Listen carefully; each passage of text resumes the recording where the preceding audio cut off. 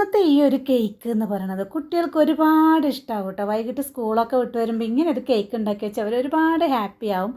പ്രത്യേകിച്ച് എന്താണെന്ന് വെച്ച് കഴിഞ്ഞാൽ തമ്പനയിൽ പറഞ്ഞതുപോലെ ബൂസ്റ്റ് ഇട്ടിട്ടാണ് കേട്ടോ ഇത് ഉണ്ടാക്കിയിരിക്കുന്നത്. അപ്പം കേക്ക് കഴിക്കാൻ നല്ല അടുത്തേക്ക് വരുമ്പോൾ തന്നെ നല്ലൊരു മണമാണ് കേട്ടോ ബൂസ്റ്റിൻ്റെ. അപ്പോൾ ബൂസ്റ്റിൻ്റെ തന്നെയാണ് ഈ ഒരു കളർ, വേറെ നമ്മൾ പ്രത്യേകിച്ച് കളറൊന്നും ചേർക്കുന്നില്ല. പിന്നെ മൈദ ചേർത്തിട്ടില്ല കേട്ടോ, റവയും അത്യാവശ്യം ഗോതമ്പ് പൊടിയും വെച്ചിട്ടാണ് ഞാൻ ഈ ഒരു കേക്ക് ഉണ്ടാക്കിയിരിക്കുന്നത്. അപ്പോൾ അത്രയും പെട്ടെന്ന് തന്നെ നമുക്കിതൊന്ന് ഉണ്ടാക്കി നോക്കാം അല്ലേ. അപ്പോൾ അതിനായിട്ട് ഞാൻ ആദ്യം തന്നെ ഇത് ഒരു ജാറിനകത്തോട്ടേക്ക് 1 കപ്പ് റവ എടുത്തിട്ടുണ്ട്. അപ്പോൾ ഈ റവ നമുക്ക് നന്നായിട്ടൊന്ന് പൊടിച്ചെടുക്കണം കേട്ടോ. അപ്പോൾ ആദ്യം തന്നെ ഈ റവ ഒന്ന് പൊടിച്ചെടുത്തിട്ട് വരാം. അപ്പോൾ ഇത് ഞാൻ റവയൊക്കെ പൊടിച്ചെടുത്ത് വന്നിട്ടുണ്ട്. അപ്പോൾ ഇത് നമുക്ക് ആദ്യം ഒരു ബൗളിലേക്ക് മാറ്റി വെക്കാം. അപ്പോൾ ഇനി ഈ ഒരു ജാറിലേക്ക് തന്നെ, ഞാൻ കഴുകിയിട്ടൊന്നുമില്ല, അതേ ജാറിലേക്ക് തന്നെ ഒരു 3 മുട്ട, ചെറിയതാണ് കേട്ടോ. അപ്പോൾ ചെറിയ 3 മുട്ടയാണ് ഞാൻ എടുത്തിരിക്കുന്നത്. വലിയ സൈസാണെങ്കിൽ നിങ്ങൾ 2 എണ്ണം എടുത്താൽ മതി. അപ്പോൾ ഞാനിവിടെ കുഞ്ഞു മുട്ട ആയത് കാരണം 3 എണ്ണം എടുത്തിട്ടുണ്ട്. അപ്പോൾ ഇനി ഈ മുട്ട നമുക്ക് നന്നായിട്ടൊന്ന് അടിച്ചെടുക്കണം. അപ്പോൾ അതോടൊപ്പം തന്നെ നമുക്കൊരു 1/2 കപ്പ് മുതൽ 1/4 കപ്പ് വരെ പഞ്ചസാര ചേർത്ത് കൊടുക്കാം നമ്മുടെ മധുരത്തിനനുസരിച്ച്. അപ്പോൾ 1/2 കപ്പ് എന്ന് പറഞ്ഞു കഴിഞ്ഞാൽ നമുക്ക് 8 ടേബിൾ സ്പൂണാണ്. 1/4 കപ്പ് എന്ന് പറഞ്ഞാൽ 12 ടേബിൾ സ്പൂണാണ്. അപ്പോൾ ഞാനിവിടെ 8 ടേബിൾ സ്പൂണിൻ്റെ കൂടെ 2 ടേബിൾ സ്പൂണും കൂടെ ചേർത്ത് കൊടുത്തിട്ടുണ്ട്. അങ്ങനെ 10 ടേബിൾ സ്പൂൺ ആക്കി എടുത്തിട്ടുണ്ട്. കാരണം എന്താണെന്ന് വെച്ച് കഴിഞ്ഞാൽ 1/2 കപ്പ് ആകുമ്പം തീരെ മധുരം കുറഞ്ഞു പോകും. നോർമൽ മധുരമായിരിക്കും. അപ്പോൾ കുട്ടികൾക്കല്ല, അപ്പോൾ അവർക്കൊരു ഇത്തിരിയും കൂടെ മധുരം വേണമല്ലോ. അപ്പോൾ നല്ല മധുരം വേണ്ടുന്നവർക്ക് 1/4 കപ്പ് തന്നെ എടുക്കാം കേട്ടോ. അപ്പോൾ അത് രണ്ടും കൂടി നന്നായി ഒന്ന് അടിച്ചെടുത്ത് വന്നിട്ട് ഞാനൊരു 1/4 കപ്പ് ഓയിൽ ഒഴിച്ച് കൊടുത്തിട്ടുണ്ട്. 1/4 കപ്പ് പാൽ ഒഴിച്ച് കൊടുത്തിട്ടുണ്ട്. ഇനിയിപ്പോൾ ഇതേ 1 ടീസ്പൂൺ വാനില എസൻസും കൂടെ ഒഴിച്ച് കൊടുക്കുന്നുണ്ട്. ഇനിയാണ് നമ്മുടെ മെയിൻ ഹീറോ, നമ്മുടെ ബൂസ്റ്റ്. അപ്പോൾ ഇത് ഞാനൊരു 3 ടേബിൾ സ്പൂണാണ് ചേർത്ത് കൊടുത്തിരിക്കുന്നത് കേട്ടോ. 3-4 ടേബിൾ സ്പൂൺ നിങ്ങൾക്ക് ചേർത്ത് കൊടുക്കാം. അപ്പോൾ ഞാനൊരു 3 ടേബിൾ സ്പൂൺ ചേർത്ത് കൊടുത്തിട്ടുണ്ട്. അപ്പോൾ അതെല്ലാം കൂടി ചേർത്ത് നന്നായിട്ടൊന്ന് ഇതേ അടിച്ചെടുത്ത് വന്നിട്ടുണ്ട്. ഒന്ന് മിക്സായി വന്നാൽ മതി. അപ്പോൾ അത് ഞാനൊരു ബൗളിലേക്ക് മാറ്റിയിട്ട് ഇത് നമ്മൾ ആദ്യം തന്നെ പൊടിച്ച് മാറ്റി വെച്ച് നമ്മുടെ റവ ചേർത്ത് കൊടുക്കുന്നുണ്ട്. ഇനി റവ നമുക്ക് നന്നായിട്ടൊന്ന് മിക്സ് ചെയ്തെടുക്കണം കേട്ടോ.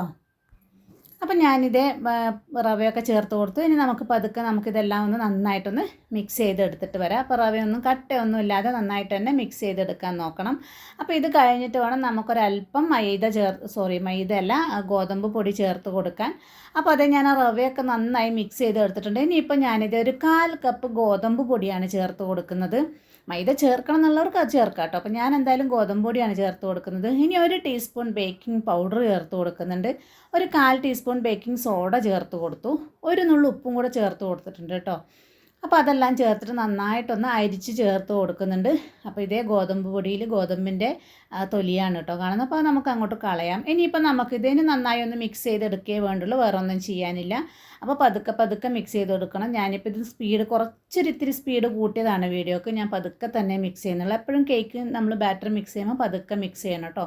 അപ്പോൾ ഞാനിപ്പോൾ വീഡിയോ ജസ്റ്റ് ഇത്തിരി സ്പീഡ് കൂട്ടിയതാണിത്.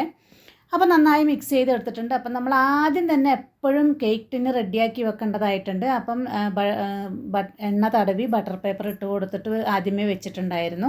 ഇനി ബട്ടർ പേപ്പർ ഇല്ലാത്തവരാണെങ്കിൽ എണ്ണ തടവിയിട്ട് കുറച്ച് മൈദ തൂക്കി കൊടുത്തിട്ട്, മൈദയോ ഗോതമ്പ് പൊടിയോ തൂക്കി കൊടുത്തിട്ട് എക്സ്ട്രാ വരുന്ന മൈദയോ ഗോതമ്പ് പൊടിയോ തട്ടിക്കളഞ്ഞ് കഴിഞ്ഞാൽ നമ്മുടെ ബേക്കിംഗ് ടിന്ന് റെഡി ആയിട്ടുണ്ട്. അപ്പോൾ അതിനകത്തേക്ക് ഞാനിതേ മാവ് ഒഴിച്ചു കൊടുത്തു.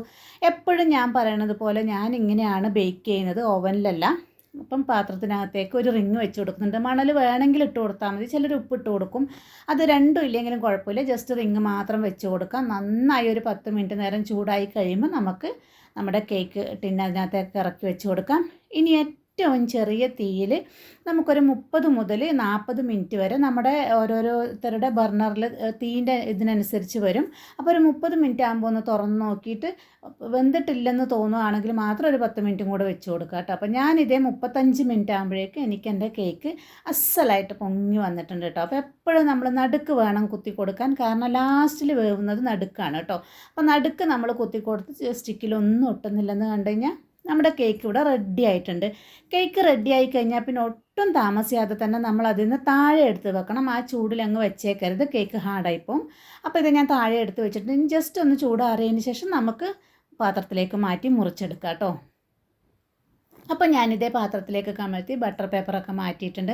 അപ്പോൾ നമ്മുടെ കേക്ക് നന്നായിട്ട് പൊങ്ങി വന്നിട്ടുണ്ട് കേട്ടോ. നല്ല സ്പോഞ്ചി ആയിട്ട് വന്നിട്ടുണ്ട്. ആ ബൂസ്റ്റിൻ്റെ കളറൊക്കെ കിട്ടിയിട്ടുണ്ട്. അപ്പോൾ നമ്മൾ വേറെ ഇതിന് പ്രത്യേകിച്ച് കളറൊന്നും ചേർത്തിട്ടില്ല, ബൂസ്റ്റിൻ്റെ കളർ തന്നെയാണ് കേട്ടോ. അപ്പോൾ ഞാനിതേ മുറിച്ചെടുക്കുന്നുണ്ട്. അപ്പോൾ ഞാനിവിടെ എപ്പോൾ ഉണ്ടാക്കിയാലും പെട്ടെന്ന് തന്നെ മുറിക്കാൻ എനിക്ക് മോൻ സമ്മതിക്കില്ല. അപ്പോൾ അതുകൊണ്ട് ഞാൻ പെട്ടെന്ന് തന്നെ മുറിക്കുന്നുണ്ട്. അപ്പോൾ എപ്പോഴും കേക്ക് ചൂടാറിയ ശേഷം മാത്രം മുറിക്കാൻ ശ്രമിക്കുക കേട്ടോ.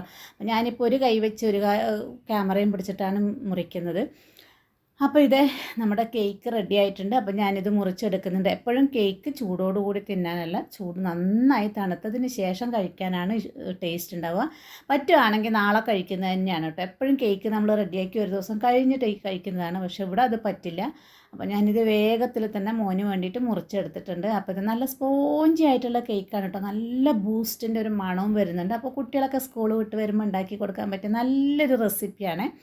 അപ്പോൾ എല്ലാവരും ഒന്ന് ട്രൈ ചെയ്ത് നോക്കുക. ഇഷ്ടമാവുകയാണെങ്കിൽ എൻ്റെ ചാനലൊന്ന് സപ്പോർട്ട് ചെയ്തേക്കണേ. സബ്സ്ക്രൈബ് ചെയ്യാത്തവരുണ്ടെങ്കിൽ ഒന്ന് സബ്സ്ക്രൈബ് ചെയ്തേക്കണേ. Thanks for watching.